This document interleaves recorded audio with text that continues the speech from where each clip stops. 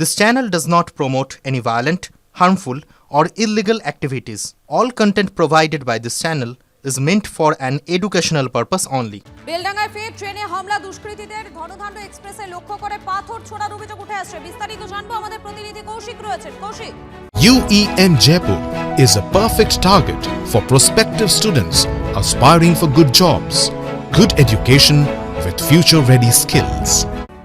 দেখো, গতকাল রাতে যে কলকাতা স্টেশন থেকে লালগোলার উদ্দেশ্যে যে ট্রেনটি আসছিল, সেই ট্রেনে কিন্তু আচমকা হঠাৎ করে পাথর ছোড়া হয় যখন বেলডাঙ্গা এলাকা ক্রস করছিল যে কলকাতা লালগোলা এক্সপ্রেস ট্রেন। সেই ট্রেনে সেই সময় হঠাৎ করে যাত্রীরা একটা বিকট শব্দ শুনতে পায় এবং এরপরে কিন্তু একাধিক যে এসি কামরা রয়েছে বা অন্যান্য কামরা রয়েছে, সেই কাঁচে কিন্তু একাধিক ডেলা এসে লাগে এবং পাথর ছোড়া এক নাগারে এবং কয়েকটি জায়গায় বেশ ভাঙন ধরেছে কাছে। এবং এর পাশাপাশি কিন্তু যাত্রীরা আতঙ্কিত হয়ে পড়ে, যেভাবে পাথর ছোড়া হয়েছে জানলার ধারে থাকা বা গেটের কাছে থাকা ব্যক্তিরা তড়িঘড়ি ভিতরে ঢুকে পড়ে। কিন্তু হঠাৎ করে এই পাথর ছোড়া কেন হলো সেই বিষয়ে তদন্ত শুরু হয়েছে ইতিমধ্যে। তবে এই ঘটনায় কিন্তু আতঙ্ক ছড়িয়ে পড়েছিল যাত্রীদের মধ্যে। যেভাবে বেলডাঙ্গা এর আগে কিন্তু একাধিকবার বেলডাঙ্গায় অশান্তির ঘটনা ঘটেছিল, ট্রেনে পাথর ছোড়া, রেল অবরোধের মতো ঘটনা, এবং সেই বেলডাঙ্গাতে আবার হঠাৎ করে যে এক্সপ্রেস ট্রেনে পাথর ছোড়ার মতো ঘটনা ঘটলো, কি কারণ রয়েছে সেই সব বিষয়গুলো খতিয়ে দেখছে পুলিশ। ধন্যবাদ তোমাকে।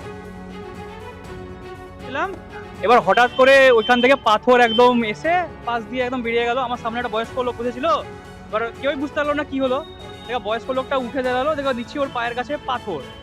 এবার তখন যারা এমনি হকার যারা আছে, তখন ওরা বলেছে কি হ্যাঁ পাথর এরা মারে এখান থেকে, হ্যাঁ বেলডাঙ্গা এসেছে পাথর মারে, তোমরা গেটের সামনে থেকে সরে যাও। পাথর ছুঁড়েছে, পাথর বেলডাঙ্গা স্টেশন পার হয়ে ছেড়ে আসলে সেই সময়টা পাথর ছুঁড়েছে, আর কিছু না। D1 করেছিলাম 27-28 আমাদের স্কিন নাম্বার ছিল। পাথরটা এসছো ডান দিক থেকে, গাড়ি যখন যাচ্ছিল ডান দিক থেকে আসছে বেলডাঙ্গায়। কালিয়াচক কাণ্ডে এনআইএর হাতে প্রথম গ্রেফতার। 1 এপ্রিল বিচারক হেনস্থা কাণ্ডে গ্রেফতার আইএসএফ সমর্থক গোলাম রব্বানী। মোথাবাড়ির কংগ্রেস প্রার্থীকেও আটক করে জিজ্ঞাসাবাদ করল এনআইএ। এদিকে নন্দীগ্রামে 43 জন তৃণমূল নেতাকে নোটিশ এনআইএ।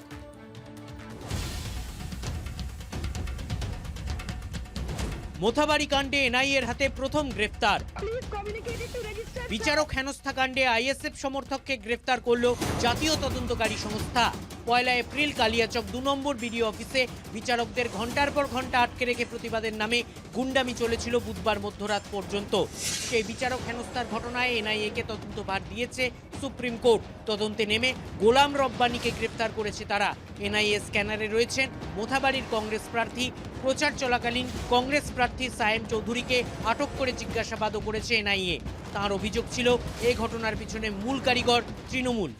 মোফাক্কুরুল ইসলাম এর মাস্টারমাইন্ড নয়, তৃণমূলের মধ্যেই এর মাস্টারমাইন্ড লুকিয়ে আছে এবং তৃণমূল এই জনসাধারণের যে দাবির যে আন্দোলন, সেটাকে তারা ইউটিলাইজ করে একটা অন্যরকম সিচুয়েশন ক্রিয়েট করেছে।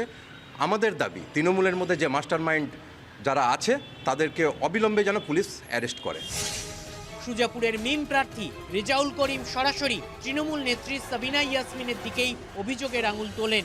কি বলছে, মানে সাবিনা ইয়াসমিন? অবশ্যই অবশ্যই সাবিনা ইয়াসমিন, সাবিনা ইয়াসমিন মানে এইটার পিছনে মূল হোতা কারিগর। হ্যাঁ কারিগর অবশ্যই।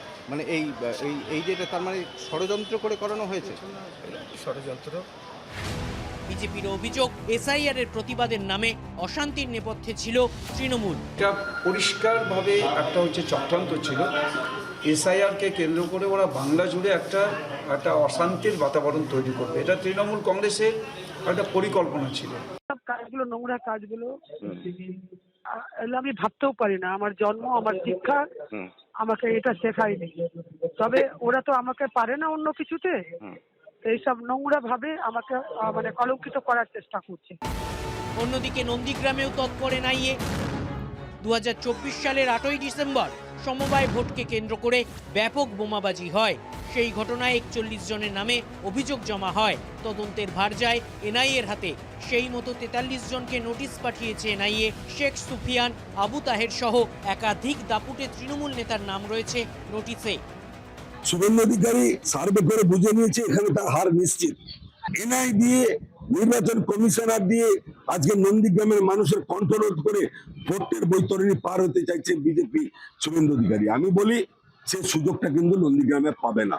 বোমা মেরেছে ভোটারদের উপরে, মামনি যারা আক্রান্ত হয়েছে, অনেক লড়াইয়ের পরে মামনি এনআইএর তদন্ত করতে পেরেছে। এনআইএ মামলা গতকাল হাতে নিয়েছে। সব মিলিয়ে ভোটের মুখে তৃণমূল নেতাদের এনআইএ নোটিশ ঘিরে তুঙ্গে তরজা।